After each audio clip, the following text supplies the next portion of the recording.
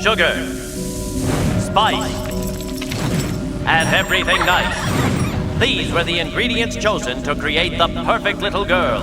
But Professor Utonium accidentally added an extra ingredient to the concoction, Chemical X. Thus, the Powerpuff Girls were born! Using their ultra superpowers, Blossom, Bubbles, and Buttercup have dedicated their lives to fighting crime and the forces of evil! Go! Hello mga kahalubaks! We are Group 2. And once again, this is Experiment Day, which is experiment number 6, or the reduction of sample size by quartering method and determination of specific gravity, water absorption, moisture content, and densities of our coarse aggregate. So, let's do the experiment. Morning mga ka-chalks, for today's experiment, we're going to be using the following materials. First is number 4. Second are the rectangular containers. Third are the mixing plate. Fourth one is our shovel. And the fifth one, our aggregates. And we're going to be using also an absorbent. And for the lab equipment, we're going to be using the dry oven and the digital weighing balance. Now we are going to measure the length and height of these 3 rectangular containers. That's 20.4. 7.8. And for the container number 2, the length is 20. Speed 7.5. 5.9. 20. 8.1. So now we're going to measure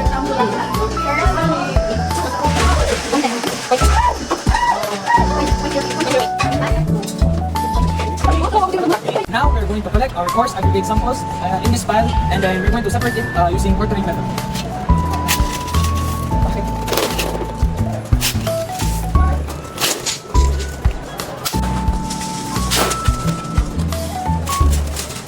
After collecting our coarse aggregates, we will now mix it thoroughly, making sure to turn it over at least 4 times and then to flatten it out by patting it with the shoulder.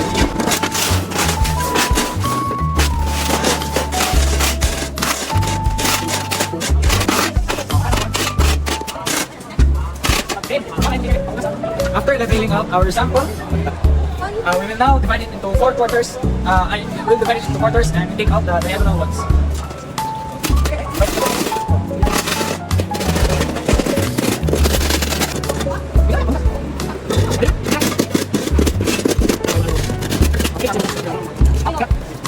Now, after dividing our sample into quarters, we will now take out the diagonal ones.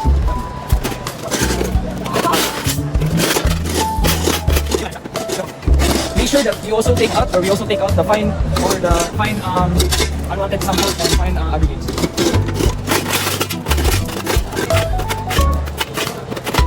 Now we will see the aggregates and put it in the rectangular container.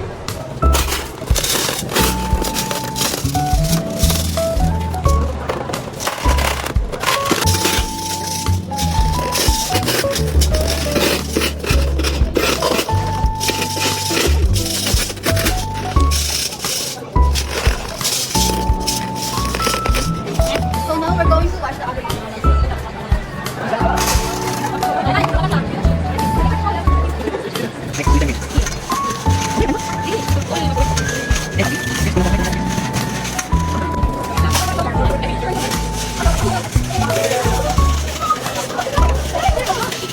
So now we're going to submerge the aggregates into the water.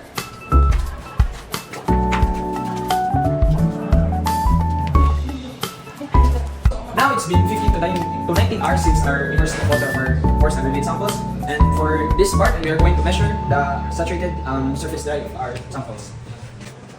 To measure the SSD mass of our coarse aggregates, we have to pat it dry first. Make sure that we wouldn't dry it so much so that it wouldn't become over dry.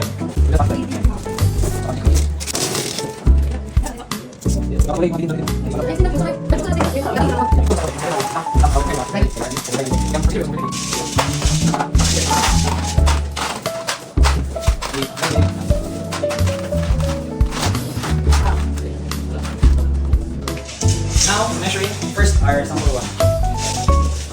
It measures 1.2 kilograms. Now for our second sample, it weighs 1.44 kilograms. Now we will weigh our third sample. As you can see, it weighs 1.8 kilograms. Now we're going to measure our coarse aggregates weight in water. Yay!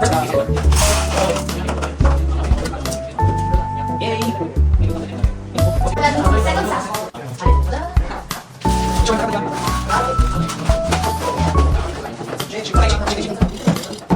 Now we are going to wait the third sample.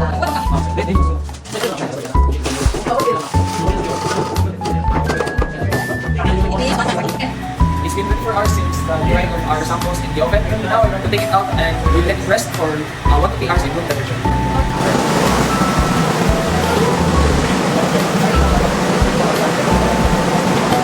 Now we are going to weigh the oven dry sample. Sample. 1.8. Diba? 1.8.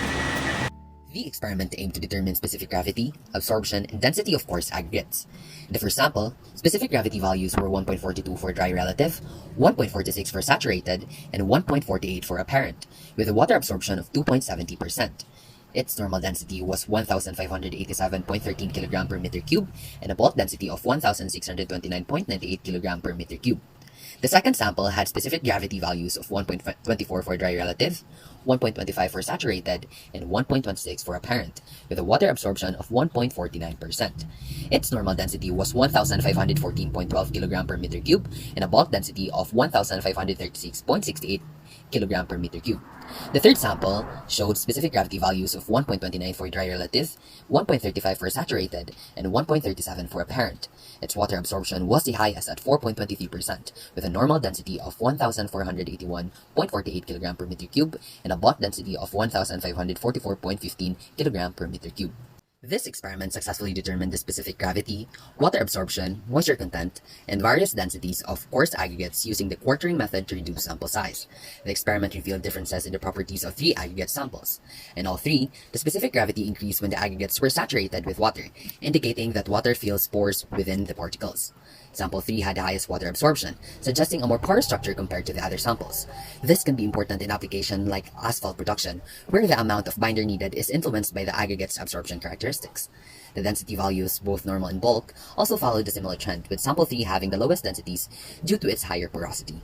The DPWH Blue Book recommends a specific gravity range of 2.5 to 3.0 for coarse aggregates, or an average of 2.65. The 3 samples fell short in the categories of dry relative, saturated, and apparent, having an average of 1.32, 1.35, and 1.37 respectively. For the absorption or water content category, the stated book has a standard of 2% of the dry weight. Samples 1 and 3 exceeded this standard, while sample 2 fell short. Lastly, according to ASTM C29 for the standard for density, all 3 samples fell within their standard range of 1,200 to 1,750 kg per meter cube. Further analysis is possible.